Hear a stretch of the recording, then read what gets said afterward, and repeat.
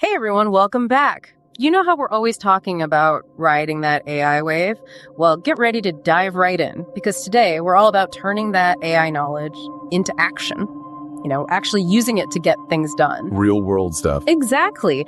And to guide us on this deep dive, we're taking a look at a recent episode of the podcast Inteligencia Artificial PPT. Which, for those of us who don't speak Spanish. It is in Spanish. But no worries, we've got you covered. We've gone through and pulled out all the good stuff, translated it so you can steal all their AI productivity secrets. Steal all their secrets. I like it. Right. And one thing that really struck me about this podcast was they don't waste any time with the AI hype. They jump right in. Yeah. Like, how do we use this to be more productive right now? It's refreshing, actually. A lot of folks are still talking about what AI will do someday. These guys are like, nope, it's already happening. Oh, okay. I'm intrigued. Give me an example. What kind of cool stuff are they already doing with AI? Well, they spend a lot of time on what they call IA Generativa, which is basically generative AI. Catchy. Right. And one example that really stuck with me was in medicine. Imagine AI looking at medical data, like way more than a doctor ever could. Okay, like what? Give me the details. So think about scans, test results, all that stuff. AI can analyze it all and catch diseases super early. Whoa, so we're talking early detection. Exactly. Even stuff like cancer, catching it way before traditional methods. Now that's what I call putting AI to work. That's some serious real-world impact. Right. And that's really what this whole deep dive is about, right? Making AI accessible and understandable, even if you're not, a tech genius. Exactly. You don't have to be a tech genius to get this. Okay, so they've got all this amazing potential lined up. What do they actually suggest people do? How can we tap into this AI power? Well, the podcast actually walks through a whole toolkit of AI tools that, anyone can start using today. Are you ready for the AI productivity power-up? Hit me with it. Let's unlock that AI potential. All right, so first up, one that I'm sure you've heard of, ChatGPT. Oh yeah, our AI chatbot friend. Right. But the podcast goes beyond the basic uses. They're talking about using it for drafting emails, creating content, brainstorming ideas. Whoa, slow down. Emails I get. But creating content, brainstorming, like how... That's the cool part. It's like having a 24/7 assistant. They even talk about using it for very specific stuff like digital marketing tasks. It's like having a team of AI helpers at your beck and call. Yeah. Okay, what else is in this AI toolkit of theirs? All right, so speaking of time saving, they also rave about Canva AI. Canva, like the design platform. I love Canva. Of course you do. Well, imagine Canva, but supercharged. They were saying it can basically create stunning visuals for you, even if I have the design skills of a potato. Hey, I was trying to be polite, but yeah. Think presentations, social media posts, marketing materials. Hold on, so it's not just like picking a template and changing the font. It's actually designing stuff for you. That's exactly what they're saying. And they sounded pretty passionate about it, too. One of the hosts was even saying Canva AI has saved them from total social media meltdown more than once. Okay, now I'm really interested. What kind of stuff were they using it for? Give me the specifics. Well, they were really into the social media aspect. Generating social media graphics in seconds. It can even suggest layouts and color palettes based on your brand. So you're saying even I could have a cohesive looking social media presence? This is blowing my mind a little. Okay, this is great, but we're not just talking text and images here, right? What about video? So did this podcast have any AI magic for video? Video editing is like my kryptonite. Oh, they had you covered. Yeah. They talked about these tools, Pictory AI and Synthesia, that can apparently make professional-looking videos even if you have zero editing skills. Let's just say you don't need to be a pro. They said these tools use AI to do most of the heavy lifting.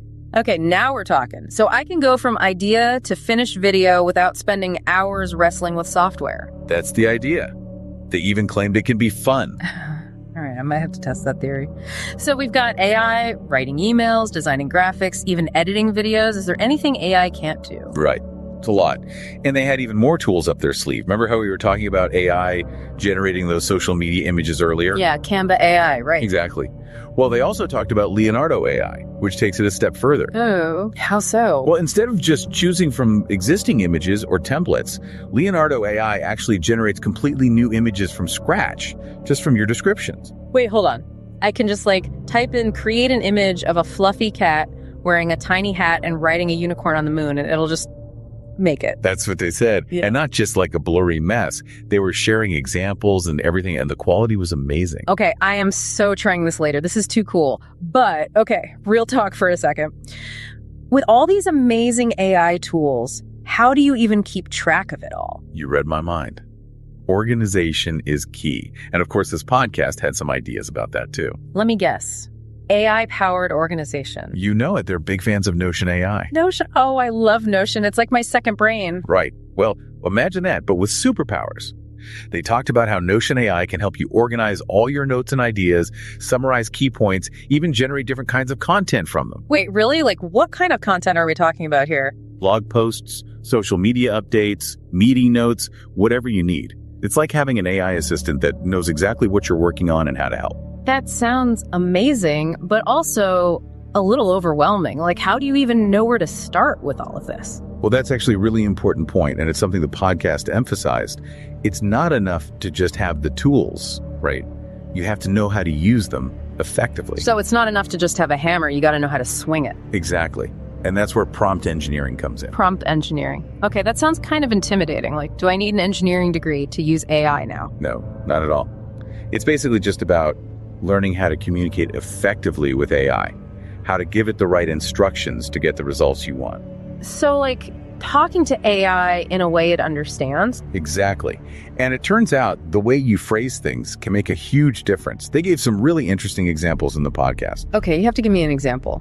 What kind of difference can the right prompt make? Okay, so let's say you're using ChatGPT to write an email, right? Yeah, like we talked about earlier. Right. So if you just tell it, write an email, it's not going to know what you want, right? It's like walking into a restaurant and just saying, food, please.